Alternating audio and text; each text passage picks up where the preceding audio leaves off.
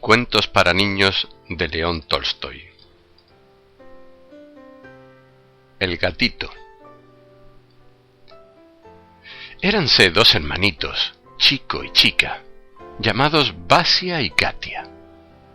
Tenían los hermanitos una gata. Al llegar la primavera, la gata desapareció. Los niños la buscaron por todas partes, pero no lograron encontrarla. Una buena mañana, los chicos estaban jugando cerca del granero y oyeron sobre sus cabezas unos maullidos muy finos. Vasia subió por la escalera a la techumbre del granero. Katia le preguntaba sin cesar desde abajo: ¿La has encontrado? ¿La has encontrado? Vasia no le respondía, pero por fin gritó: ¡La encontré! ¡Es nuestra gata! ¡Tiene gatitos! ¡Son preciosos! ¡Sube enseguida! Katia fue a casa en una corrida. Tomó un platillo de leche y lo llevó a la gata. Los gatitos eran 5. Cuando hubieron crecido un poco y salían ya de debajo del ángulo de la techumbre en que habían nacido, los chicos eligieron a uno de ellos, pardo, con calzas blancas, y lo llevaron a casa. La madre repartió a las vecinas los demás gatitos y consintió que los chicos se quedaran con el gatito pardo. Los niños le daban de comer, jugaban con él y cuando se acostaban, lo subían a la cama. Un día, los chicos fueron a jugar al camino y llevaron consigo al gatito. El viento arrastraba la paja que había en el camino. El gatito jugaba con ella y los chicos lo contemplaban muy regocijados. Luego encontraron cerca del camino hacederas, se pusieron a recogerlas y se olvidaron del gatito. De pronto, oyeron que alguien gritaba muy fuerte: ¡Atrás! ¡Atrás!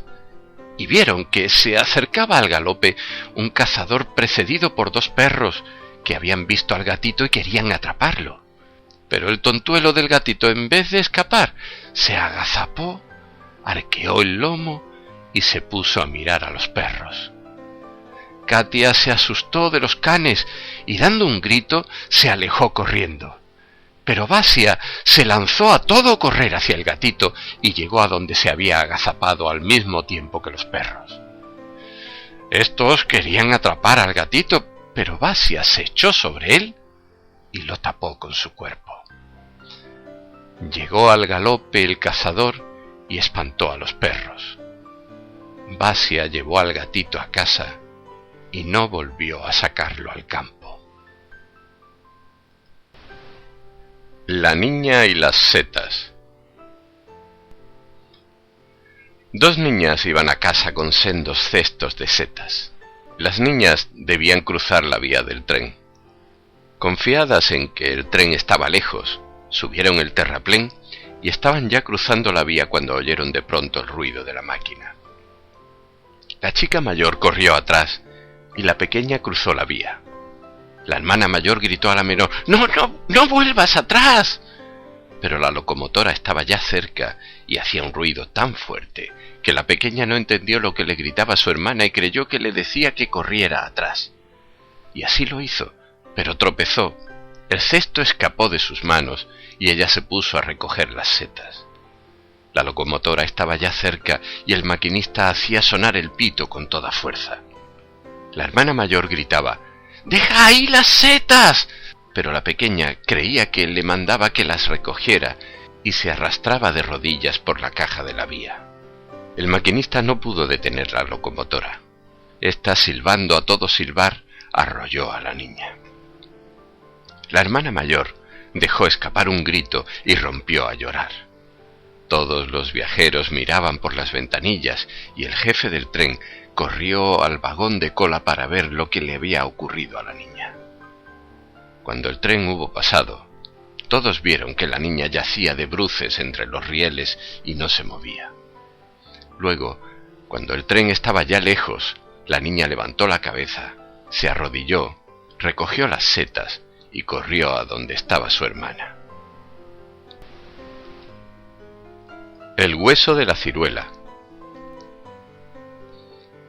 Una madre compró ciruelas para darlas de postre a sus hijos.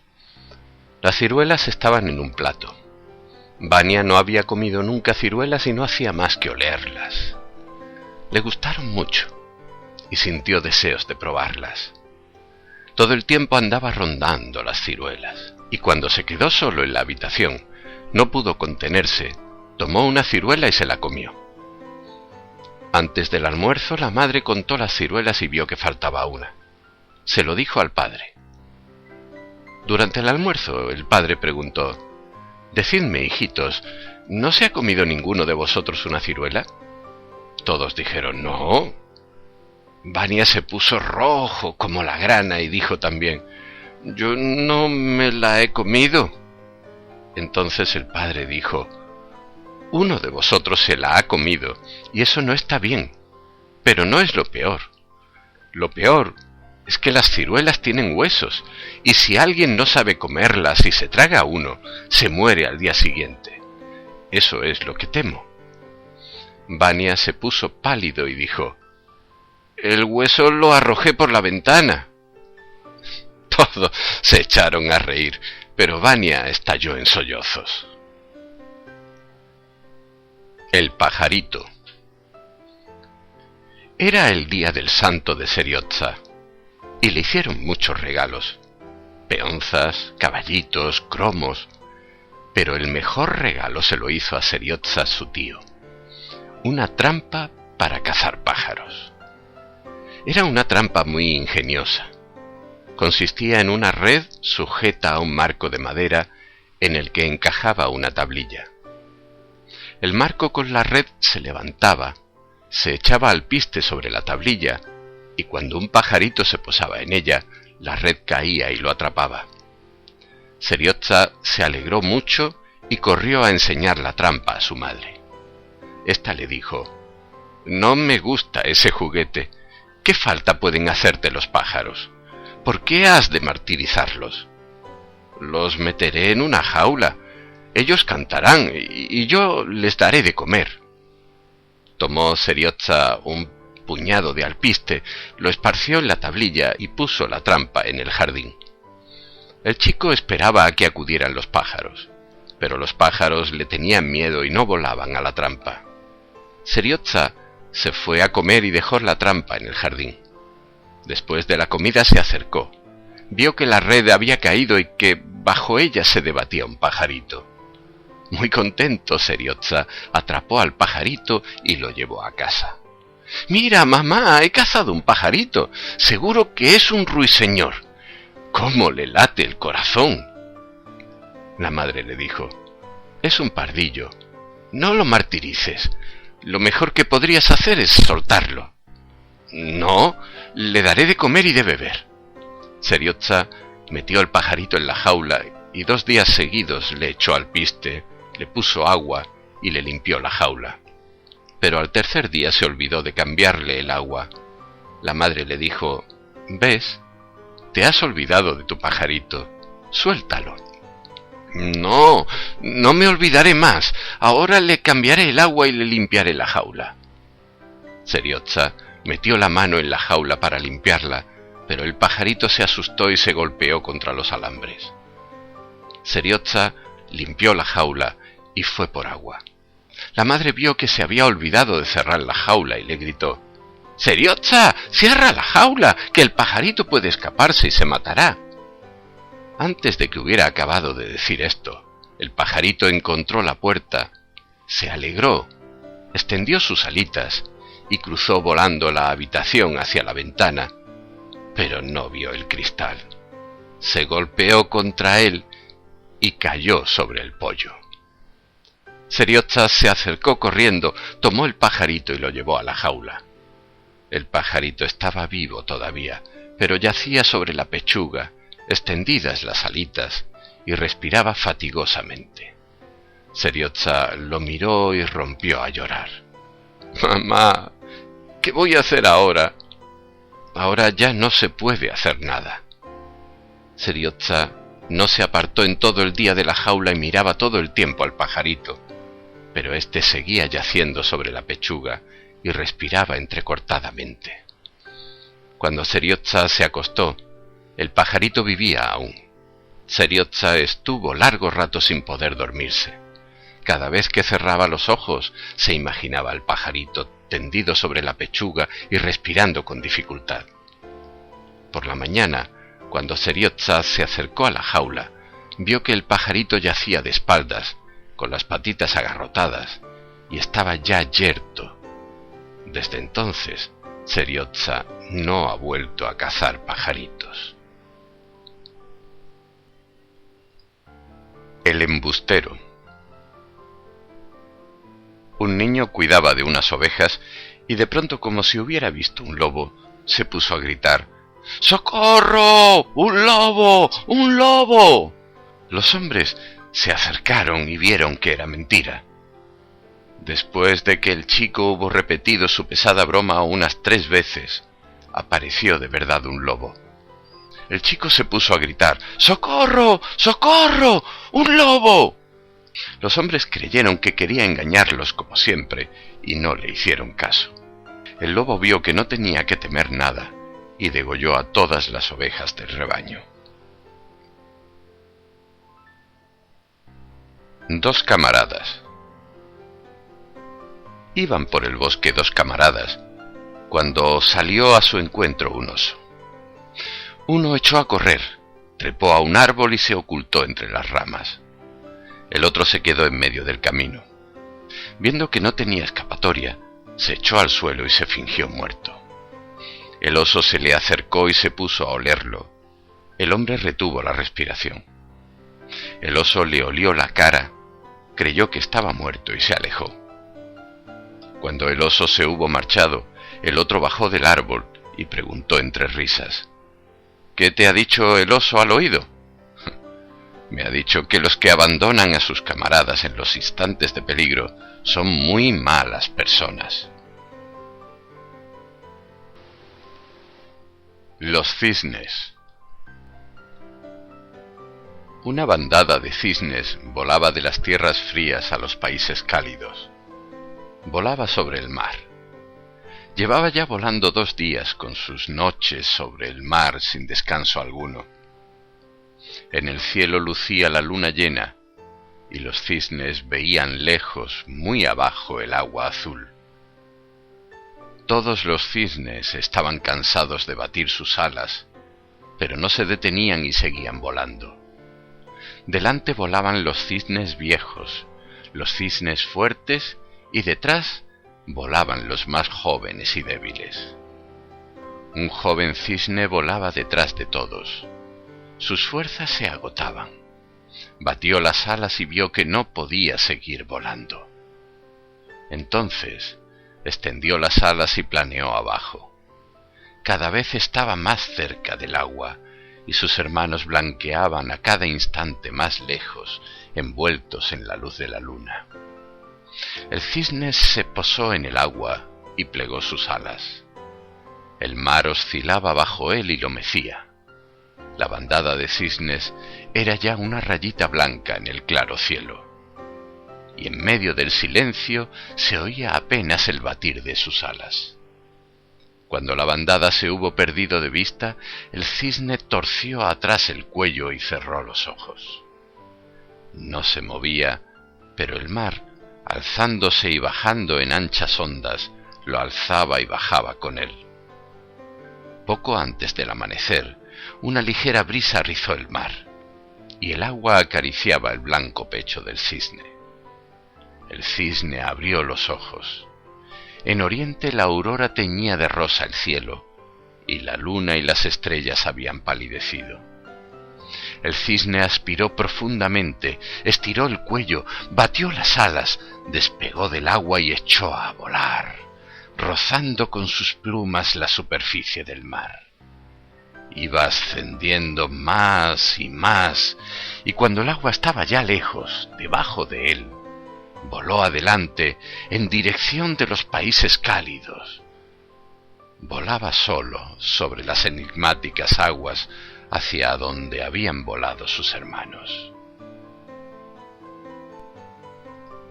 El elefante. Un hindú tenía un elefante. El hindú daba mal de comer al elefante y lo hacía trabajar mucho. Un día, el elefante se enojó y pisó a su amo. El hindú se murió. Entonces la mujer del hindú rompió a llorar. Llevó a sus hijos a donde estaba el elefante. Los echó ante las patas del animal y dijo a este: «Elefante, tú que has matado al padre, mata también a los hijos». El elefante miró a los niños, asió con la trompa al mayor, lo levantó blandamente y lo sentó en su cuello. El elefante desde aquel día obedecía al chico y trabajaba para él. El gorrión y la golondrina. En cierta ocasión estaba yo en el patio mirando un nido que unas golondrinas habían hecho bajo el alero del tejado. Las dos golondrinas se alejaron volando y el nido quedó vacío. Mientras las golondrinas estaban ausentes, un gorrión voló del tejado al nido, miró en torno, sacudió sus alitas y se metió en el nido. Luego asomó la cabeza y se puso a piar. Al poco regresaba una de las golondrinas. Quiso entrar en el nido, pero cuando vio allí al intruso, dejó escapar un lastimero piído, agitó las alas y luego levantó el vuelo. El gorrión seguía en el nido sin dejar de piar. De pronto llegó una bandada de golondrinas.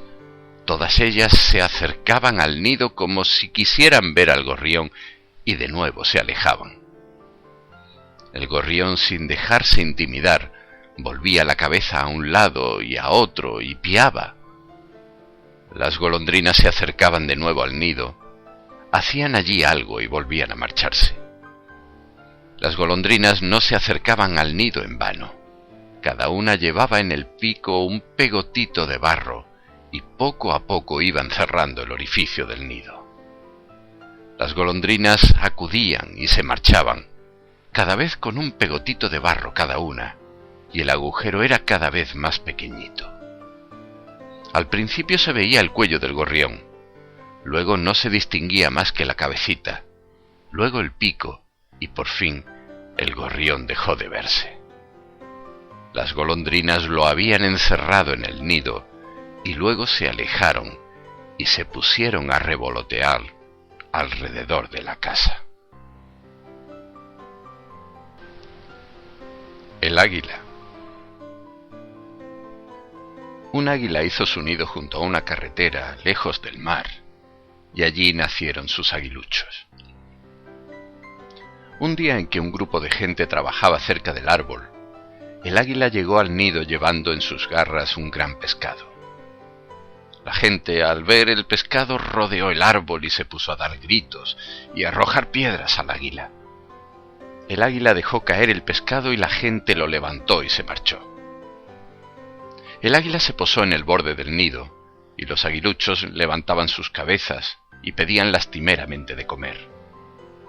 El águila estaba cansada y no podía volar otra vez al mar.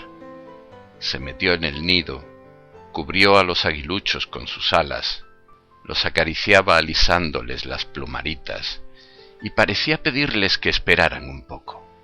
Pero cuanto más los acariciaba, más fuerte se quejaban los aguiluchos. Entonces el águila salió del nido y se posó en la rama más alta del árbol. Los aguiluchos redoblaron sus quejas.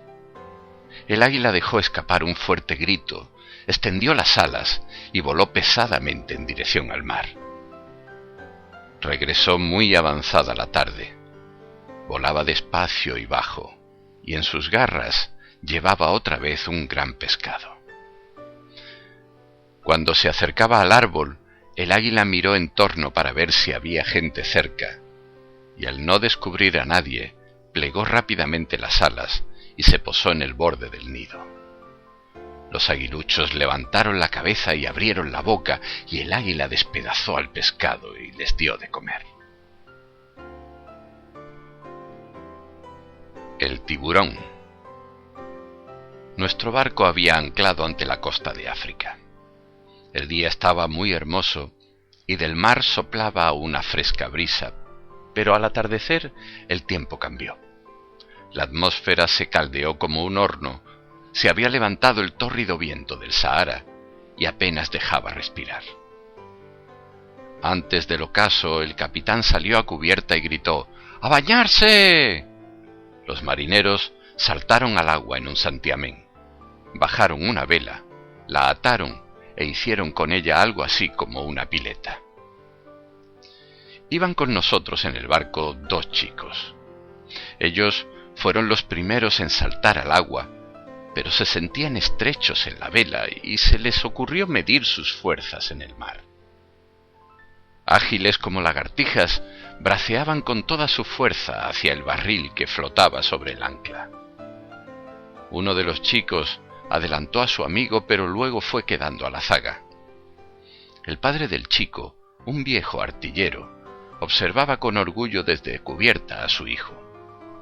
Cuando el chico comenzó a quedar rezagado, el padre le gritó: «¡No te entregues! ¡Aprieta!». De pronto, alguien gritó en cubierta: «¡Un tiburón!». Y todos vimos en el agua el lomo del monstruo marino.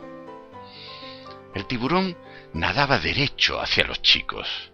«¡Atrás! ¡Volved atrás! ¡Un tiburón!», gritó el artillero.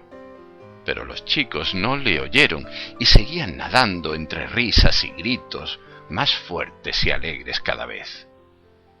Petrificado, blanco como una pared, el artillero miraba a los chicos. Los marineros botaron una lancha y, remando con tanta fuerza que doblaba los remos, volaron hacia donde estaban los chicos. Pero les faltaba un buen trecho para alcanzarlos, mientras que el tiburón se encontraba ya a unos 20 pasos de ellos. Al principio, los chicos no oían lo que les gritaban y no veían el tiburón. Pero luego, uno de ellos volvió la cabeza. Todos oímos un agudo alarido y los chicos nadaron en distintas direcciones. El alarido aquel pareció despertar al artillero. El hombre salió corriendo hacia los cañones. Hizo girar una de las piezas, se pegó a ella, tomó puntería y asió la mecha. Todos los que nos encontrábamos en el barco quedamos paralizados de miedo, esperando a ver qué ocurría. Tronó el disparo y vimos que el artillero se desplomaba al lado del cañón, tapándose la cara con las manos. No vimos lo que había ocurrido al tiburón y a los niños, porque el humo nos cegó por unos instantes. Pero cuando el humo se hubo disipado sobre el agua, se oyó por todos lados un leve rumor que fue cobrando fuerza hasta convertirse en un grito de júbilo. El viejo artillero se quitó las manos de la cara, se levantó y miró al mar. En las olas se mecía el amarillo vientre del tiburón muerto ya. Al cabo de unos minutos, la lancha llegó a donde estaban los chicos y los trajo al barco. El salto. Un barco regresaba al puerto de origen después de haber dado la vuelta al mundo. El tiempo era bueno y todos los tripulantes se hallaban en cubierta. Entre la gente iba y venía una mona grande haciendo reír a todos. La mona bailoteaba, brincaba, hacía graciosas muecas, imitaba a la gente y al parecer se daba cuenta de que los hombres se divertían y redoblaba por ello sus travesuras. Súbitamente se acercó de un salto al hijo del capitán del barco, niño de unos 12 años, le quitó el sombrero, se lo encasquetó ella misma y trepó rápida por uno de los palos. Todos se echaron a reír, pero el chico se había quedado sin su sombrero y no sabía si imitar a los demás o si echarse a llorar. La mona se sentó en la primera verga, se quitó el sombrero y se puso a destrozarlo con manos y dientes. Al parecer quería que el chico rabiase, pues le señalaba con el dedo y le hacía muecas. El chico la amenazó con el puño y le dio unos gritos, pero la mona no hizo más que redoblar la furia con que destrozaba el sombrero. Los marinos reían ya a mandíbula batiente, Pero el chico, todo arrebolado, se quitó la blusa y se dispuso a atrapar a la mona. En un santiamén trepó por un estay a la primera verga, pero la mona, más ágil y rápida que él, subió más arriba en el mismo instante en que el chico creía que iba ya a arrebatarle el sombrero. «¡No te escaparás!», gritó el chico y siguió trepando. La mona lo dejó acercarse y luego ascendió más alto, pero el chico, lanzado a la persecución, no quedaba a la zaga. En cosa de unos instantes, la mona y el chico llegaron a lo alto del palo. Una vez allí, la mona se estiró cuanto pudo y, asiéndose con una mano trasera al estay, colgó el sombrero de la punta de la última verga, se subió a la cima del mástil y, bailoteando, mostraba los dientes muy contenta. Del palo a la punta de la verga en que colgaba el sombrero habría cosa de 1,5 metros. Por ello, para alcanzar el sombrero, había que soltar el palo. Pero el chico ya no se daba cuenta de nada. Soltó el mástil y dio un paso por la verga.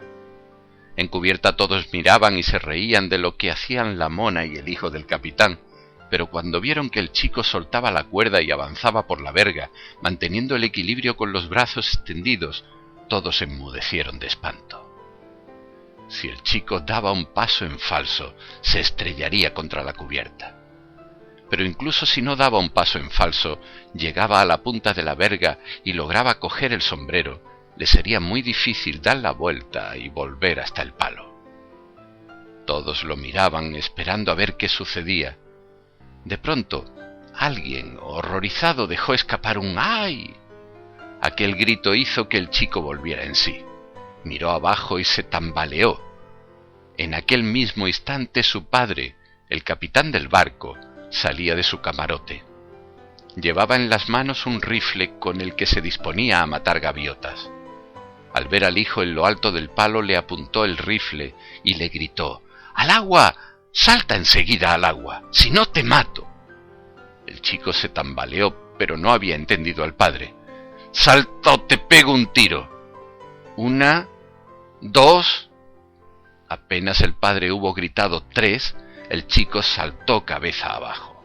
El cuerpo del chico cayó al mar como un proyectil de artillería, y apenas las aguas se hubieron cerrado sobre él, cuando 20 bravos marineros saltaban ya del barco a las olas.